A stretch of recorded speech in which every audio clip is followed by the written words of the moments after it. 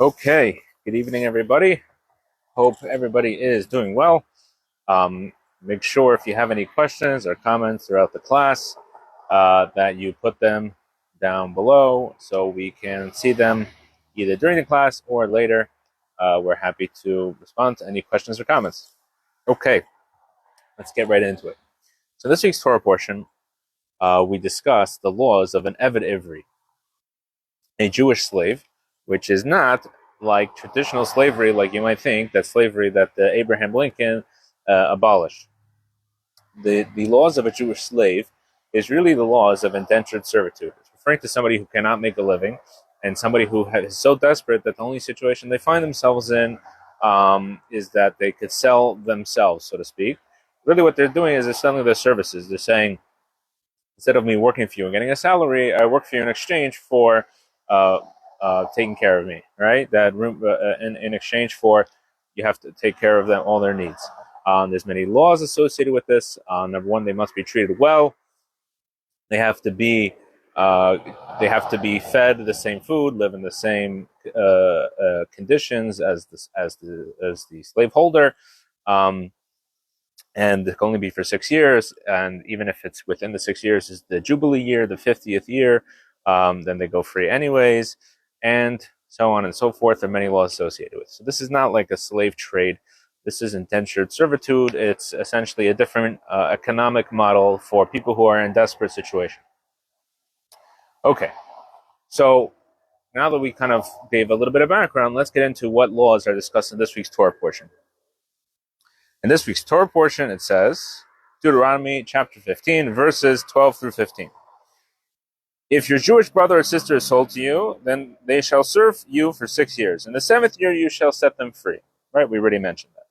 When you send them free, you shall not let them go empty-handed. You must surely give them from your flock, from your threshing floor, from your vat, from what God has blessed you. You shall remember that you were a slave in the land of Egypt, and God redeemed you. This is why I am commanding you this day. So there's a mitzvah. Oh, got a train coming through. Apologize for that. So there's a special mitzvah that after the slave finishes his time, a person must give them gifts, right? From their flock, from their wine, from their grain, whatever it may be. But they have to give them some sort of gift from what God has blessed you. Okay. So we have, and we see that this is connected to the fact that we were slaves in Egypt. And in fact, this is that actually when the Jewish people left Egypt, the God did the same thing to us. That what? That God gave us, we were slaves in Egypt, and the first gift he gave us was the gift of the materialism of the Egyptians, right? The gold, the silver of the Egyptians. And the second thing is that God also split the sea for us. And after the splitting of the sea, the Egyptians' remaining wealth washed up on the shore. So we see that God did the same thing. And Maimonides brings this idea in his code of Jewish law that is that this exact law that a person must give a gift to his indentured servant after his time is up. And Maimonides says it must be a minimum of 30 selah, 30 coins, which, if you do the math of the value of silver today versus the amount of silver in those coins, it's about $398 to $531 US dollars. Okay, so basically, you have to give. You can't just let them go free, but it's a minimum. So you can't just give them a tchotchke.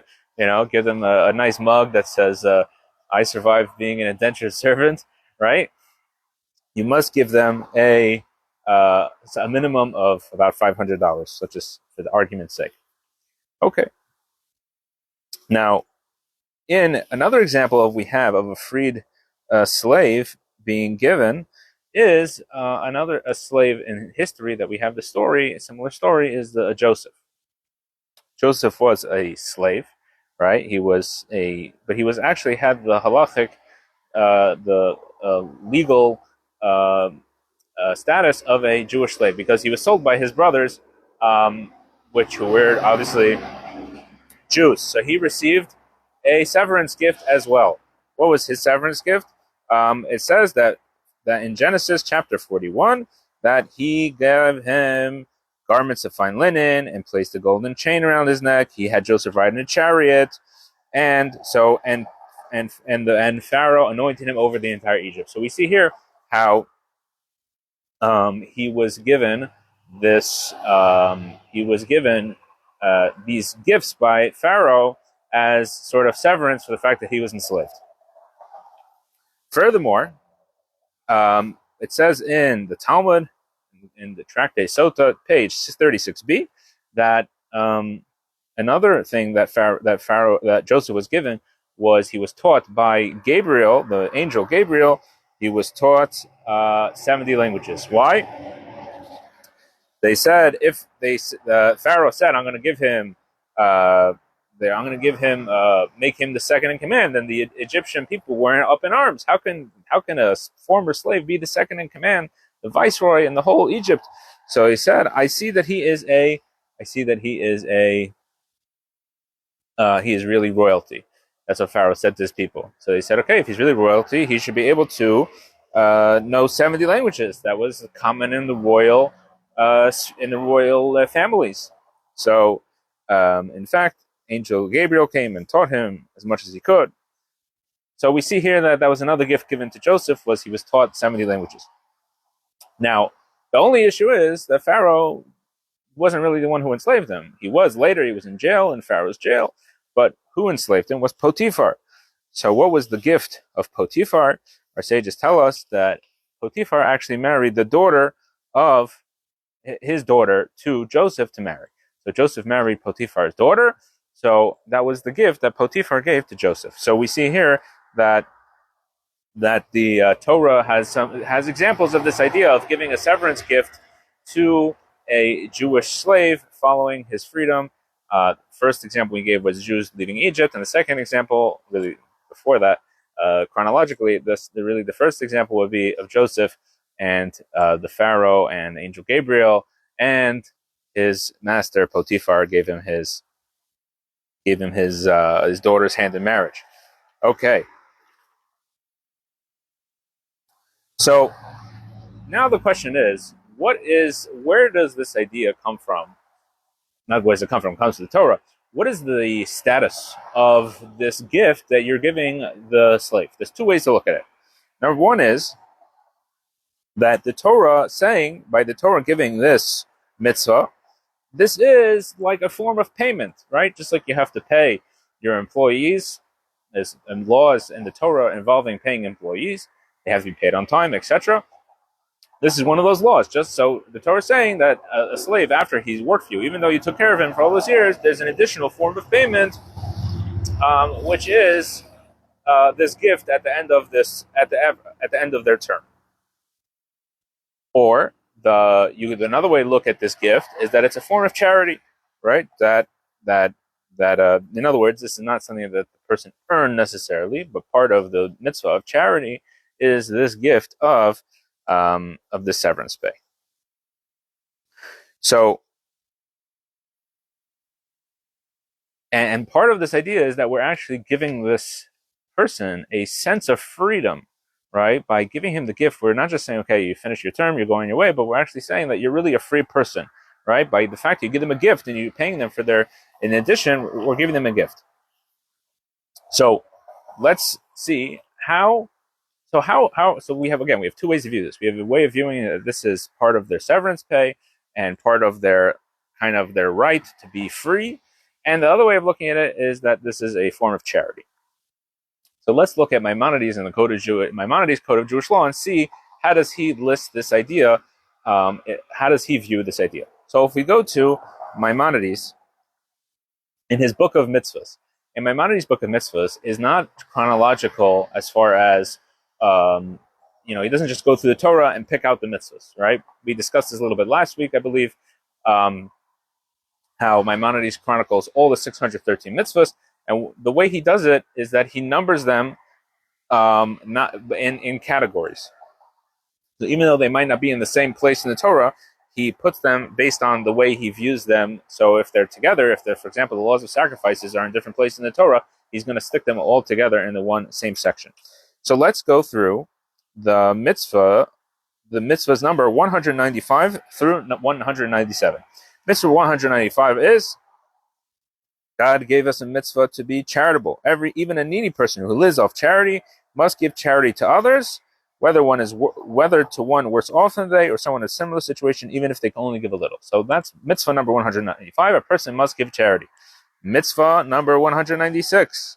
God commanded us to give severance pay to a servant and not let them go empty-handed. So this is the mitzvah we discussed. This Maimonides counts as mitzvah 196, in which mitzvah number 197 is God commanded us to lend to the needy to alleviate their burden by lending to them generously. This is the highest form of charity. So Maimonides in his book of mitzvahs sticks this right between the mitzvah to give charity and the mitzvah to give a loan to somebody, an interest-free loan, that to somebody who needs such a thing, that is the highest form of charity. So clearly, Maimonides is putting this in the category of charity. That is Maimonides' view of such a thing. Now, if you look in the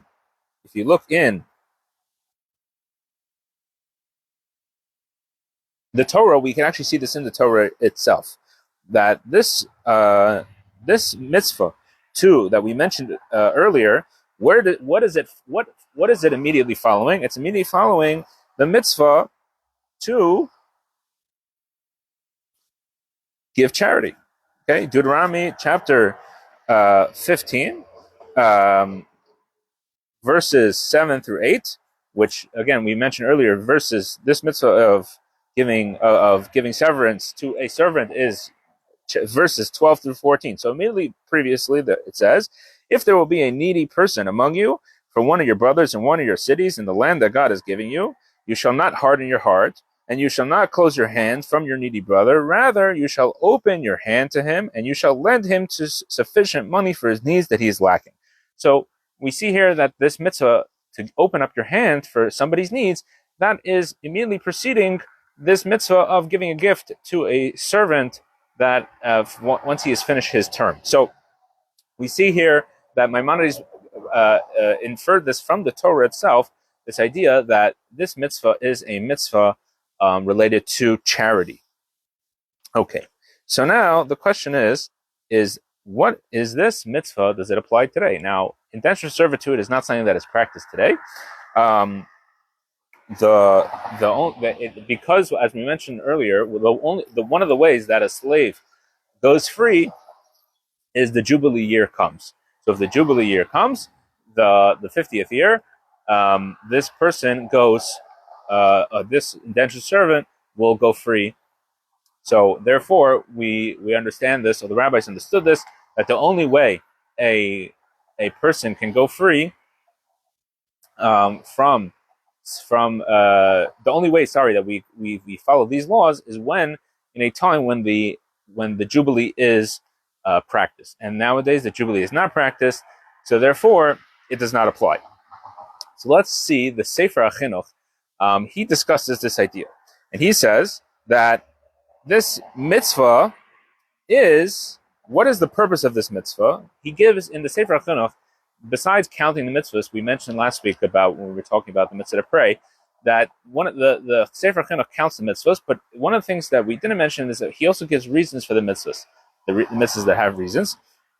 And he says as follows: from the possible reasons for this mitzvah is that it should develop exceptional character traits in us that will drive us to do good.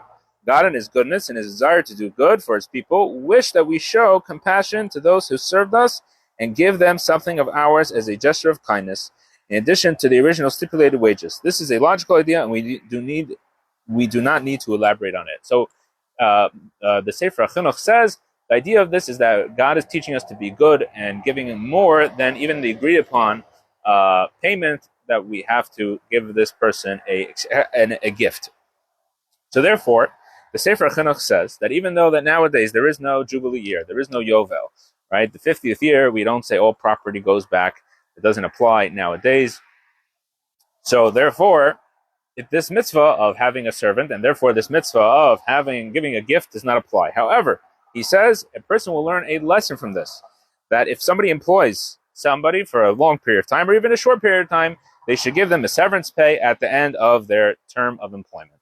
So the Sefer Chinuch clearly says that this applies nowadays as a inference that, again, because this mitzvah teaches us good behavior, therefore, obviously, God values the behavior of giving a gift to any employment, any type of employment. If your person finishes their employment, they should receive some sort of severance pay. So, therefore, this is something that should be that is important mitzvah that we all have to know. If we employ somebody, whether it's somebody in a business or somebody in our personal lives, in a domestic worker, whatever it may be, when a person is finished their term of employment, it's always an important mitzvah to give them something extra, more than what we agreed upon. And in fact, where does this come from? This comes from the Torah says, how do we give this gift? It says, "Me asher bercho Hashem," from the bounty which God has blessed you with. So in other words, the fact that this person, that we were blessed from their employment, we were blessed in our endeavors, that is, so we are showing that we appreciate this person. We're showing we appreciate this person, and we're showing how really everything comes from God. So if we said that it only comes from this person helped us, right? We look at a very finite view. We say this person helped us make a little bit of money or relieve some stress by being a housekeeper or whatever it may be. So we say, okay, he finished his term. I paid him what he deserved, what we agreed upon, and he's happy. I'm happy. It's all good. But if we view it that really all the money that we have comes from God, all the success that we have in life comes from God.